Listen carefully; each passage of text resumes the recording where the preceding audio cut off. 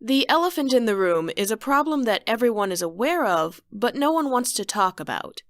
It happens everywhere, including in the voice acting community. I'm Rebecca Amber Clark, and today, I'm going head-to-head with the elephant in the studio, whitewashing. First of all, there's the important question: does whitewashing actually happen in voice acting? When I originally thought of the idea for this video, I thought it didn't. Or at least that it only happened rarely and was caused by only a small group of very narrow-minded, bigoted people. After looking into the issue further, though, I'm not so sure. To illustrate the point, let's start out very generally, with a simple Google search for most famous voice actor. In case you're viewing this on too small a screen to see who the pictures are, they are, from left to right, Mark Hamill, Tara Strong, Billy West, Jim Cummings, Frank Welker, Mel Blanc, John DiMaggio, Tom Kenny, and Rob Paulson. 8 white men and 1 white woman. Granted, these are all prominent voice actors, and if you keep up with the industry at all, at least some of the names should be familiar to you. But at the same time, being famous and being recognized in the industry are 2 different things. It's a bit of an extreme example, but unless you have a strong interest in the American judicial system, you probably can't name 3 Supreme Court justices. But you probably do know who Judge Judy is. Before I got into voice acting, I had only ever heard of one of these voice actors, Mark Hamill, and I had no idea he was even a voice actor at all. If I were a bit older, I'm sure I would have known Mel Blanc's name as well. As for the rest, as talented, successful, and hard-working as they may be, why do they edge out names like Morgan Freeman and James Earl Jones on the front page of Google's search results for the most famous voice actor? Don't tell me it's because Morgan Freeman and James Earl Jones are screen actors, because that applies to Mark Hamill as well.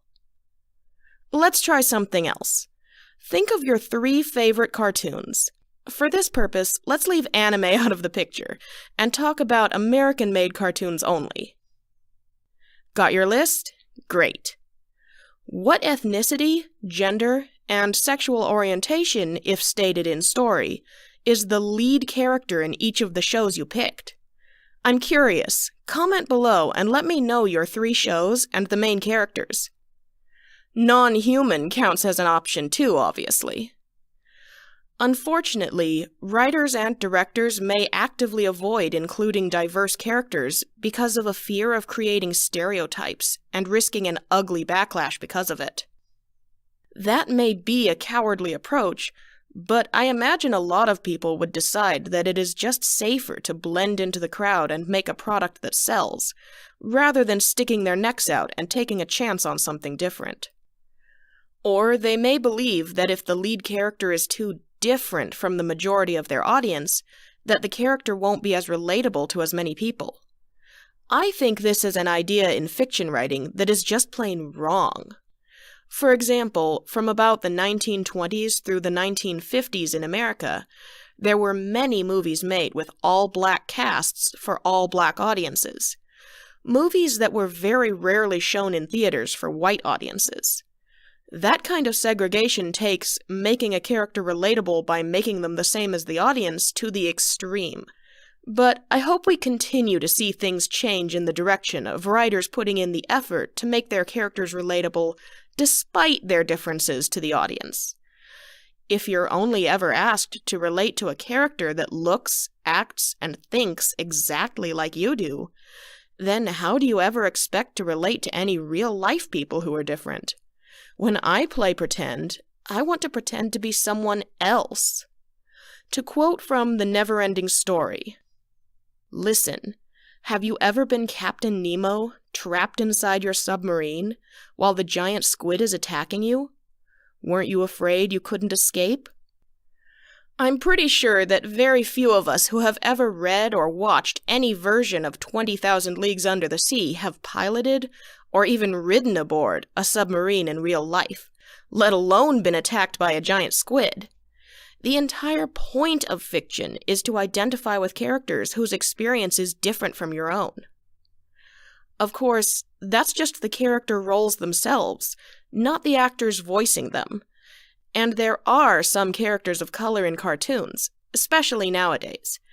But not enough, and in my view, it just shows the way white is still far too often considered the default. Voice acting is a tough enough field to break into, but what can we do to make sure it isn't tougher for some of us just because of race, sexual orientation, etc.? Some directors have taken it on themselves to request that only trans actors audition for a trans character of theirs, or only people of color for a non-white character, for example. I have personally only ever seen this done by directors that I fully believe just want to help make things fair for everyone. However, I've also seen some backlash to this by voice actors who bring up another valid point. Why should anyone who isn't trans or isn't a person of color be shut out from that opportunity just because of their race or sexual identity? Shouldn't voice roles be cast based on merit alone? And whoever is the best gets the role no matter what?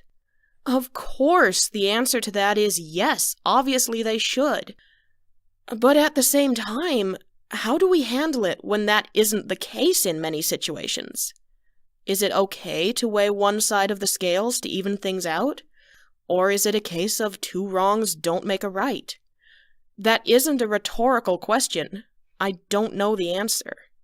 I'm not sure any of us really does.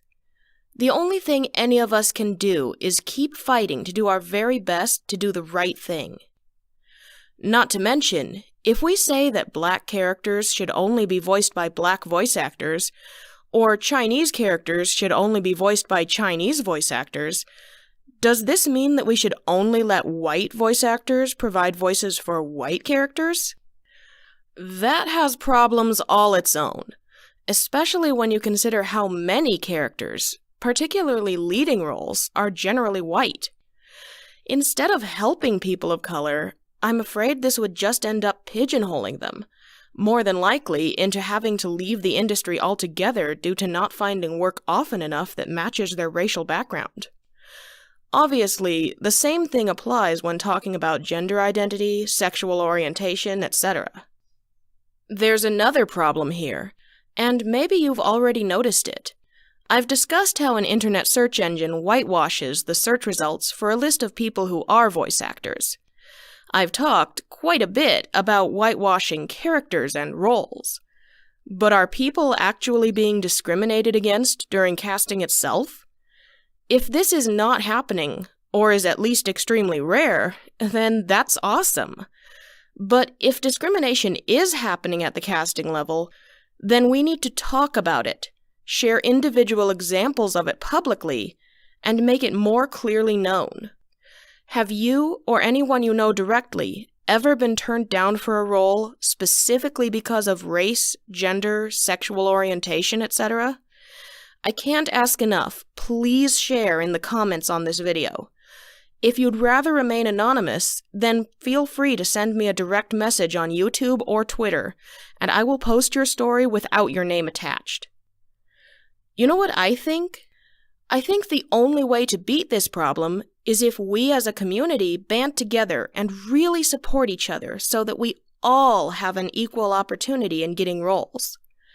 And if someone is having a harder time than the rest of us, whether it's because they're being discriminated against for race, gender, sexual orientation, or anything else, or for a completely different sort of reason, like they can't afford a microphone other than the one built into their phone, then we should all support and encourage them as much as we can.